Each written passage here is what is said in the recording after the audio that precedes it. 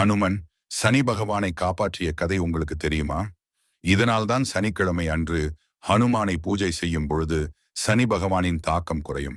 ராவணன் தன் மகன் பிறக்கும் போது அனைத்து கிரகங்களும் சமநிலையில் இருக்குமாறு கேட்டுக்கொண்டார்.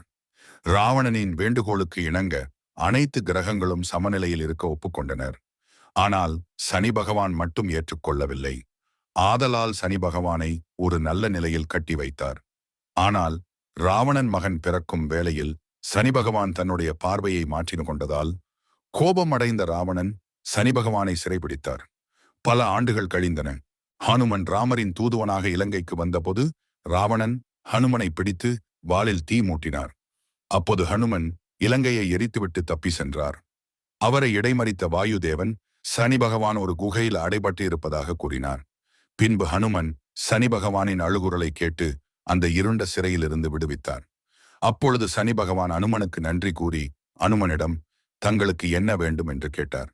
அதற்கு ஹனுமான், என்னுடைய பக்தர்களை தொந்தரவு செய்யவோ தீய பார்வை செலுத்தவோ கூடாது என்று கேட்டுக்கொண்டார்.